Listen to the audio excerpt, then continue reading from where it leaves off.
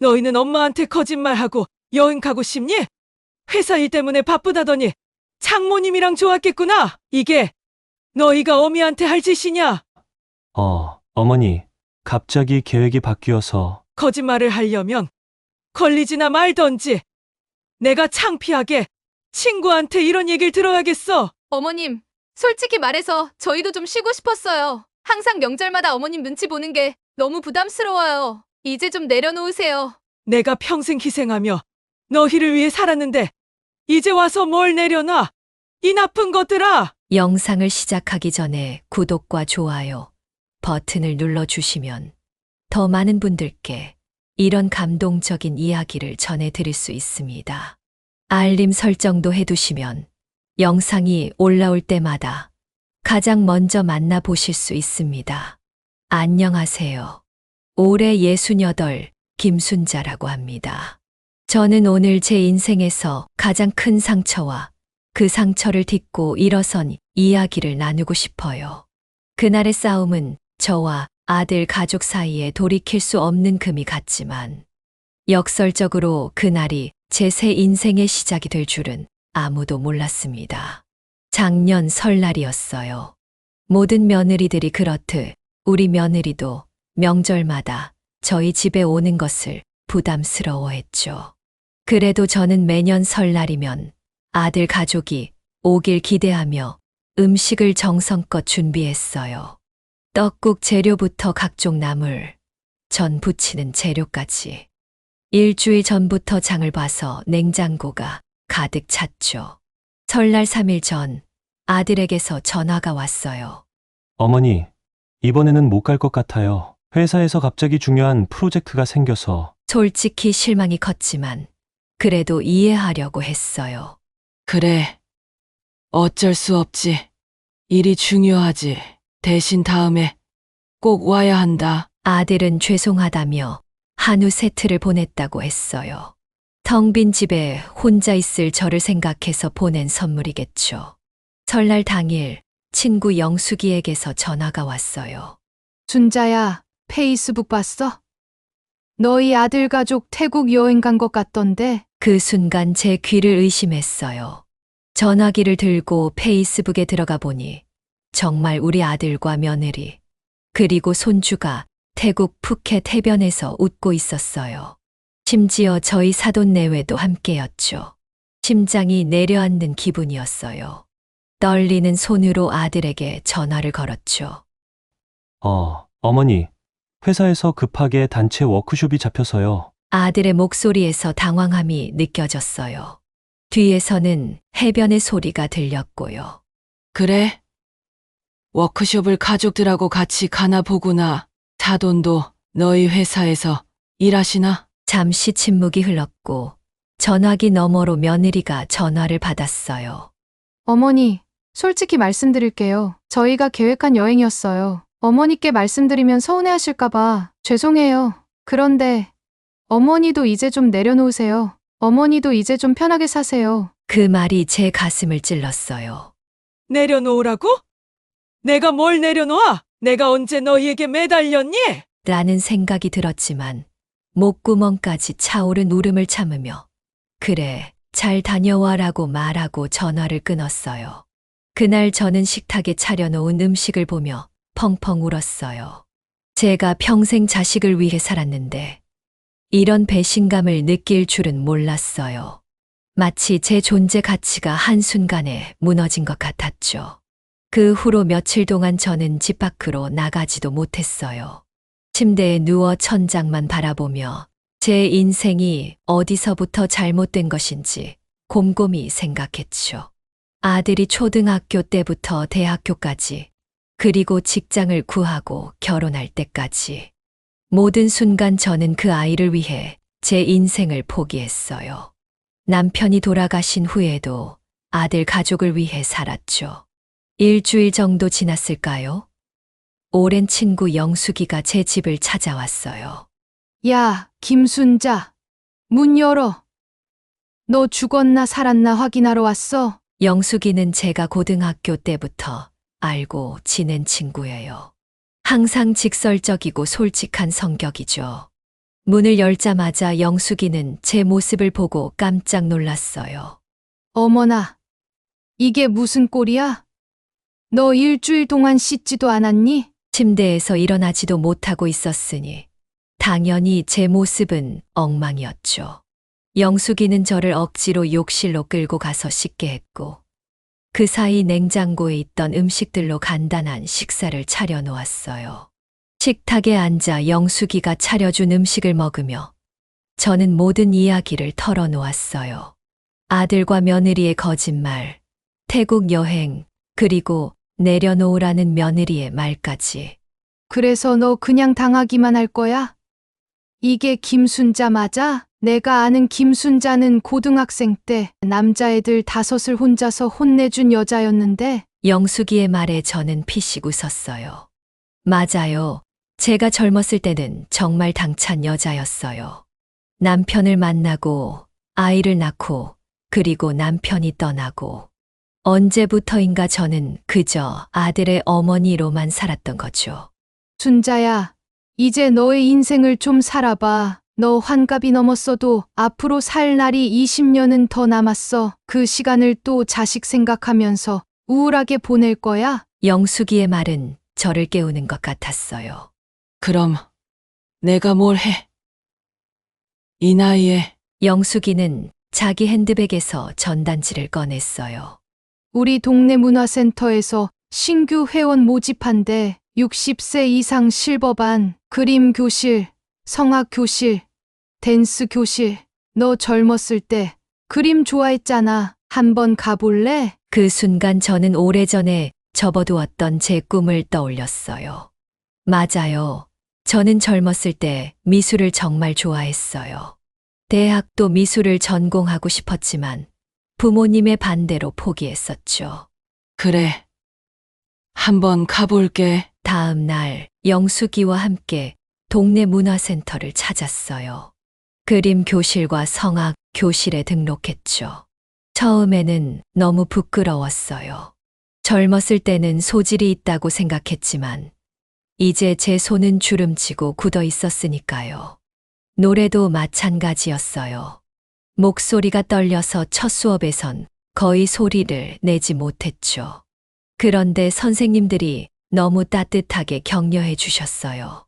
김순자님, 천천히 해도 괜찮아요. 여기는 경쟁하는 곳이 아니에요. 자신의 속도대로 즐기면 돼요. 그림 선생님은 제 첫 작품을 보고 칭찬해 주셨어요. 구도 감각이 아주 좋으세요. 기본기만 다듬으면 멋진 작품을 만들 수 있을 거예요. 한 달이 지나자 저는 점점 달라지기 시작했어요. 아침에 일어나면 그림 수업에서 배운 기법을 연습하고 오후에는 성악 발성 연습을 했죠. 하루가 어떻게 지나가는지 모를 정도로 바빴어요. 그동안 잊고 살았던 제 자신을 다시 발견하는 기분이었어요. 2달쯤 지났을 때 설날 이후로 연락하지 않던 아들에게서 전화가 왔어요. 어머니, 잘 지내세요? 다음 주에 저희가 찾아뵐게요. 그 전화를 받았을 때 저는 문화센터 그림 교실에서 수채화를 그리고 있었어요. 예전 같았으면 아들의 전화에 너무 기뻐서 뛸 듯이 좋아했겠지만 그날의 저는 달랐어요. 그래. 오려면 미리 연락해. 내가 스케줄이 좀 바빠서. 전화기 너머로 아들의 놀란 침묵이 느껴졌어요. 어머니 무슨 스케줄이요? 나도 이제 내 생활이 있어. 그림도 배우고 노래도 배우고 다음 달에는 발표회도 있고. 발표해요? 그래. 우리 문화센터 실버반 발표회. 내가 독창도 하고 그림도 전시한대. 시간 되면 와서 보고. 아들은 더 놀란 목소리로 대답했어요. 네, 꼭 가보겠습니다. 어머니, 요새 많이 달라지셨어요. 그래? 난 그냥 내 삶을 찾은 것뿐이야. 통화를 마치고 나서 저는 이상한 해방감을 느꼈어요. 제가 아들에게 속상하다고 말하지 않았는데도 뭔가 마음의 짐이 내려간 것 같았거든요. 그림 선생님이 저에게 다가와 물었어요. 무슨 좋은 일 있으세요? 웃음이 아주 환하신데요. 네. 제가 드디어 제 인생의 주인공이 된 것 같아요. 다음 주에 아들과 며느리, 그리고 손주가 집에 왔어요. 손주는 제게 달려와 안겼지만 아들과 며느리는 어색한 표정이었죠. 아마도 설날 사건 이후 제가 어떤 반응을 보일지 걱정했던 것 같아요. 식탁에 앉아 준비한 음식을 먹으며 아들이 조심스럽게 말을 꺼냈어요. 어머니, 저번 설날에 정말 죄송했습니다. 어머니께 거짓말해서. 저는 손사래를 쳤어요.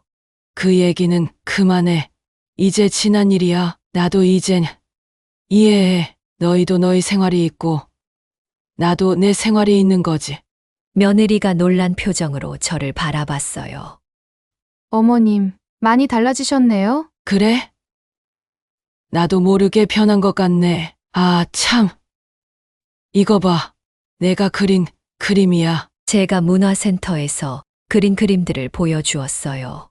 처음엔 서툴렀지만 점점 나아지는 제 실력이 담긴 그림들이었죠. 손주가 좋아하며 말했어요. 할머니, 너무 예뻐요. 저도 그림 그리고 싶어요. 그래? 다음에 할머니랑 같이 그려볼까? 그날 저녁 오랜만에 가족과 함께하는 식사였지만 예전과는 달랐어요. 제가 아들 가족에게 매달리는 것이 아니라 대등한 관계로 대화를 나누는 느낌이었죠. 며느리도 전보다 훨씬 편안해 보였고요. 식사 후 며느리가 설거지를 하는 동안 저에게 말을 걸었어요. 어머님, 정말 달라지셨어요. 전엔 항상 저희가 언제 올지, 뭘 해야 할지 걱정하시는 것 같았는데, 이젠 당신 삶이 있으셔서 좋네요. 그 말이 저를 감동시켰어요. 사실 저는 며느리를 원망했었거든요. 하지만 이제 보니 제가 변하니 관계도 변하는 것 같았어요. 나도 이제 알겠더라. 내가 너무 너희에게만 매달렸던 것 같아. 이제 각자의 삶을 존중하는 게 좋겠지? 며느리는 처음으로 진심 어린 미소를 지어 보였어요. 네, 어머님, 저도 많이 생각했어요. 설날에 정말 죄송했어요. 어머님께 솔직하게 말씀드렸어야 했는데, 괜찮아. 그 일이 없었으면 나도 이렇게 변하지 못했을 거야. 그날 이후로 저와 아들 가족의 관계는 묘하게 달라졌어요. 예전처럼 자주 만나지는 않지만 만날 때마다 더 편안하고 즐거웠죠. 아들도 제 변화를 존중해 주는 것 같았고요. 문화센터 발표회가 다가왔어요. 성악 선생님이 제게 독창 기회를 주셨는데 생각보다 큰 행사였어요. 구청에서 주최하는 실버 문화 페스티벌의 일환이었거든요. 김순자님, 긴장하지 마세요. 그동안 연습한 것처럼만 하면 돼요. 성악 선생님의 격려에도 불구하고 저는 무척 떨렸어요. 평생 남들 앞에서 노래를 불러본 적이 없었거든요. 하지만 이제 제 나이에 이런 새로운 도전을 한다는 것이 설레기도 했죠. 발표회 당일 지역 문화회관 소극장은 사람들로 가득 찼어요. 가족들, 친구들, 그리고 지역 주민들까지. 저는 분장실에서 떨리는 마음으로 대기하고 있었죠. 아들과 며느리, 손주도 와준다고 했지만 실제로 올지는 확신할 수 없었어요. 다음은 김순자님의 독창 그리운 금강산입니다. 제 이름이 호명되고 저는 떨리는 다리로 무대에 올랐어요. 조명이 밝아 관객들의 얼굴은 잘 보이지 않았지만 앞쪽에서 손주가 할머니라고 외치는 소리가 들렸어요. 아들 가족이 정말 와준 거예요. 깊게 숨을 들이마시고 선생님과 연습했던 대로 노래를 시작했어요. 처음에는 목소리가 떨렸지만 한 소절, 두 소절 부르다 보니 점점 자신감이 생겼어요. 제 목소리가 홀 전체에 울려 퍼지는 것을 느끼며 저는 마치 다른 세계에 있는 것 같았어요. 노래가 끝나자 예상치 못한 큰 박수가 쏟아졌어요. 심지어 일부 관객들은 일어나서 박수를 치기도 했죠. 무대 위에서 인사를 하며 저는 처음으로 제 인생에서 진정한 성취감을 느꼈어요. 무대에서 내려와 대기실로 돌아오자 손주가 달려와 안겼어요. 할머니, 진짜 멋있었어요. 우리 할머니가 제일 잘했어요. 아들과 며느리도 감동한 표정이었어요. 아들은 쑥스러운 듯이 말했어요. 어머니, 저희도 몰랐어요. 어머니가 이런 재능이 있으신 줄. 그날 밤 아들 가족과 함께 저녁 식사를 하며 저는 문화센터에서의 생활, 새로운 친구들, 그리고 앞으로의 계획에 대해 이야기했어요. 며느리는 진심으로 관심을 보이며 질문했죠. 어머님, 정말 행복해 보이세요. 다음엔 어떤 도전을 하실 거예요? 저는 잠시 생각하다가 대답했어요. 사실 나 인생 처음으로 해외여행을 가보려고 해. 영숙이랑 같이 일본 여행 계획 중이야. 아들이 놀란 표정으로 물었어요. 어머니 혼자서요? 괜찮으시겠어요? 예전에 저였다면, 그래, 너희가 걱정되니까 같이 가자라고 했겠지만, 이제는 달랐어요. 괜찮아. 나도 이제 내 삶을 살아야지. 너무 걱정하지 마. 내가 여기까지 살아온 사람인데. 여행 정도는 할 수 있어. 그날 집으로 돌아가는 길에 아들이 제게 말했어요. 어머니, 정말 죄송해요. 어머니를 독립적인 한 사람으로 존중하지 못했던 것 같아요. 저는 아들의 어깨를 토닥이며 말했어요. 괜찮아. 나도 너무 너희에게만 매달렸던 것 같아. 이제 서로 독립적인 사람으로 존중하며 지내자. 발표회 이후 저는 더욱 자신감을 얻었어요. 문화센터에서의 활동을 더 확장해 미술 전시회도 참가하게 되었죠. 제가 그린 그림 5점이 지역 갤러리에 전시되었어요. 작은 규모였지만 제 이름이 적힌 작품이 전시된다는 것은 정말 감격스러운 일이었죠. 전시회 오프닝 날, 저는 깜짝 놀랐어요. 아들 가족뿐만 아니라 사돈 내외까지 와주셨거든요. 사돈 어른은 제 그림을 보고 진심으로 감탄하셨어요. 어머님 정말 재능이 대단하세요. 이런 멋진 취미가 있으셨는지 몰랐어요. 그 말을 들으니 지난 설날의 아픔이 조금씩 치유되는 기분이었어요. 사돈 어른과 처음으로 진정한 대화를 나눴죠. 저도 늦게 시작했어요. 인생은 언제 시작해도 늦지 않더라고요. 사돈 어른이 공감하며 말씀하셨어요. 맞아요. 저도 요즘 등산을 시작했는데 너무 좋아요. 다음에 어머님도 저희랑 함께 가실래요? 예전에 저였다면 바로 네, 좋아요 라고 대답했겠지만 이제는 제 일정과 의지를 먼저 생각하게 되었어요. 제가 일본 여행 다녀오고 생각해 볼게요. 등산도 좋지만 저는 지금 그림과 노래에 집중하고 싶거든요. 사돈 어른도 이해한다는 듯 고개를 끄덕이셨어요. 그것도 하나의 변화였죠. 이제 저는 주변 사람들의 눈치를 보지 않고 제 의사를 분명히 표현할 수 있게 되었으니까요. 일본 여행 날짜가 다가왔어요. 영숙이와 함께 인천공항으로 향하는 길. 제 마음은 설레임으로 가득했어요. 60년이 넘는 인생 동안 한 번도 해외에 나가본 적이 없었거든요. 야, 순자야. 너 설레서 어제 잠은 잤니? 영숙이도 저만큼이나 들떠 있었어요. 우리는 둘 다 환갑이 넘은 나이에 첫 해외여행을 떠나는 것이었으니까요. 솔직히 말하면 한숨도 못 잤어. 너무 기대되는데 또 한편으로는 불안하기도 하고. 그래도 우리가 영어 회화 배워서 준비했잖아.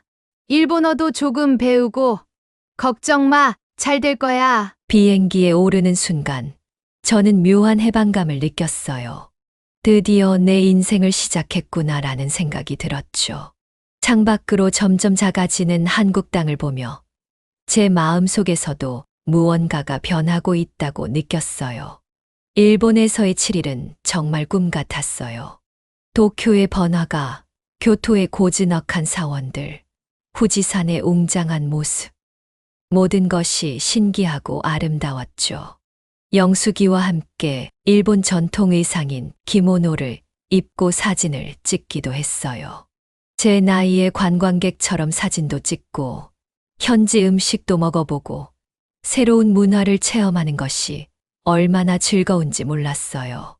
여행 중에 아들에게서 전화가 왔어요. 어머니, 잘 지내세요? 불편한 점은 없으세요? 응. 걱정 마. 엄마. 아주 잘 지내. 오늘은 후지산도 보고 왔어. 정말 멋있더라. 어머니가 이렇게 변하실 줄은 몰랐어요. 정말 대단하세요. 그래? 사실 나도 내가 이렇게 변할 수 있을 줄 몰랐어. 근데 이제 알겠어. 인생은 언제든지 새로 시작할 수 있는 거더라. 여행을 마치고 한국으로 돌아오는 비행기 안에서 저는 창밖에 구름을 바라보며 지난 몇 개월을 돌아봤어요. 설날의 아픔으로 시작된 변화가 이제는 제 인생의 전환점이 되었다는 것을 깨달았죠.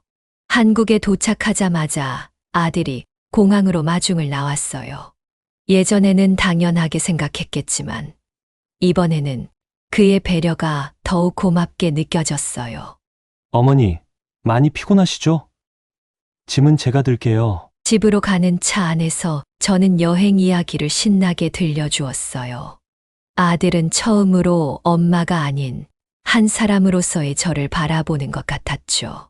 어머니, 정말 행복해 보이세요. 이렇게 활기찬 모습은 처음 봐요. 그래? 사실 나도 몰랐어. 내가 이렇게 활기차게 살 수 있다는 걸. 집에 도착해서 제 여행 사진들을 보여주었어요. 손주는 제가 기모노 입은 사진을 보고 환호성을 질렀죠. 우와, 할머니가 진짜 일본 사람 같아요. 그날 밤 아들이 며느리와 함께 저를 찾아왔어요. 조금 긴장된 표정이었죠. 어머니, 저희가 생각한 게 있는데요. 응. 뭔데? 저희 집 근처에 실버타운이 새로 생겼어요. 어머니께서 독립적으로 생활하시면서도 저희와 가까이 지내실 수 있을 것 같아서요. 순간 가슴이 철렁했어요. 아, 결국 나를 내보내려는 건가 하는 생각이 들었거든요. 하지만 아들의 다음 말에 제 생각이 잘못되었음을 알았죠. 어머니가 지금처럼 자유롭게 생활하시되 혹시 도움이 필요하시면 저희가 바로 달려갈 수 있잖아요. 실버타운에는 문화 프로그램도 많고 어머니 또래분들도 많으셔서 좋을 것 같아요. 며느리도 진심 어린 눈빛으로 말했어요. 어머님, 저희가 어머님을 멀리하려는 게 아니에요. 오히려 더 자주 만나고 싶어요. 어머님이 원하신다면 함께 살 수도 있고요. 하지만 어머님이 요즘 찾으신 독립적인 생활을 존중해드리고 싶어서요. 저는 잠시 생각에 잠겼어요. 예전에 저였다면 아들과 함께 살자고 했을 거예요. 하지만 이제는 달랐죠. 제 삶, 제 공간이 필요하다는 것을 알게 되었으니까요. 고마워. 너희 생각이 참 좋구나. 실버타운 한번 구경하러 가볼게. 다음 주 저는 아들 가족과 함께 실버타운을 방문했어요. 예상보다 훨씬 좋았죠. 넓은 개인 공간, 다양한 문화 프로그램, 헬스장과 수영장까지 갖춘 시설이었거든요. 무엇보다 비슷한 나이대의 분들이 활기차게 생활하는 모습이 인상적이었어요. 여기 입주하신 분들 모두 독립적인 생활을 하세요. 하지만 함께 할 수 있는 프로그램도 많답니다. 합창단, 댄스 교실, 여행 클럽. 담당자의 설명을 들으며 저는 새로운 가능성을 보았어요. 문화센터보다 더 다양한 활동, 새로운 친구들, 그리고 필요할 때 도움을 받을 수 있는 안전함까지. 한 달 후, 저는 실버타운으로 이사했어요. 40년 넘게 살던 집을 떠나는 건 쉽지 않았지만 새로운 시작에 대한 기대가 더 컸죠. 아들과 며느리, 손주는 주말마다 찾아왔고 저는 실버타운에서 새로운 친구들과 활동을 즐겼어요. 합창단에 가입해서 노래를 계속했고 미술반에서는 제 실력을 더 발전시켰어요. 이제는 수채화뿐만 아니라 유화, 판화까지 도전하게 되었죠. 그리고 무엇보다 신나는 것은 여행 클럽 활동이었어요. 김순자님, 다음 달 여행은 베트남이에요. 함께 가실 거죠? 여행 클럽 회장님의 말에 저는 주저없이 대답했어요. 당연하죠. 신청서 어디 있어요? 이제 저는 1년에 2-3번 해외여행을 다니는 여행쟁이가 되었어요. 베트남, 태국, 대만. 젊었을 때는 상상도 못했던 나라들을 방문하며 세상을 넓혀갔죠. 실버타운 생활 2년째, 문득 설날이 다가왔다는 것을 깨달았어요. 아들이 전화로 물었죠. 어머니, 이번 설에는 어떻게 하실래요? 저희가 찾아뵐까요? 아니면 어머니께서 저희 집에 오실래요? 저는 잠시 생각하다가 웃으며 대답했어요. 사실은 말이다. 이번 설날에 실버타운 친구들이랑 제주도 여행 계획이 있어. 3박 4일 일정인데. 전화기 너머로 아들의 놀란 침묵이 느껴졌어요. 하지만 곧 그가 웃음을 터뜨렸죠. 어머니, 정말 대단하세요. 그럼 설날 지나고 같이 식사라도 할까요? 그래.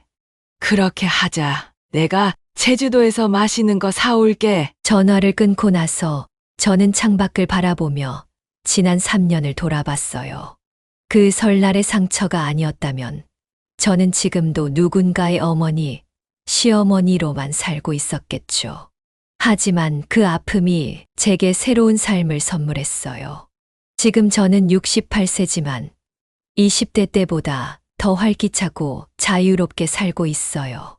제 주변에는 좋은 친구들이 있고 취미와 열정이 있으며 앞으로 도전하고 싶은 것들이 아직 많이 남아있죠. 아들과 며느리와의 관계도 더 건강해졌어요. 이제 우리는 서로의 삶을 존중하는 독립적인 성인으로 만나고 있죠. 명절마다 부담스러워하는 대신 진심으로 만남을 즐기게 되었어요. 제주도 여행을 준비하며 저는 영숙이에게 전화했어요. 영수가, 너 덕분에 내 인생이 완전히 바뀌었어. 고마워. 무슨 소리야? 너가 용기를 냈기 때문이지. 난 그저 등을 한번 떠밀어 준 것뿐이야. 아니야. 그때 너가 없었으면 나는 아직도 그 침대에 누워서 천장만 바라보고 있었을 거야. 그래도 넌 결국 일어나서 걸었잖아. 그게 중요한 거지. 영숙이의 말처럼 중요한 건 제가 용기를 내어 첫 발을 내디뎠다는 거예요.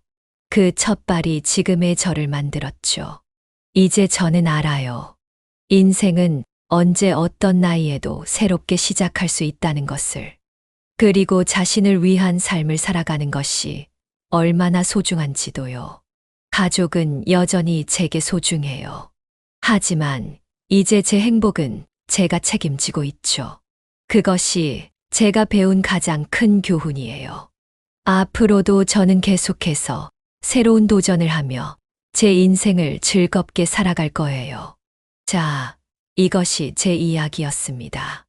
여러분도 이 영상을 보시고 용기를 내어 새롭게 시작하시고 싶은 분이 있다면 댓글로 여러분의 이야기를 들려주세요. 구독과 좋아요, 알림 설정까지 해주시면 더 좋은 영상으로 보답하겠습니다.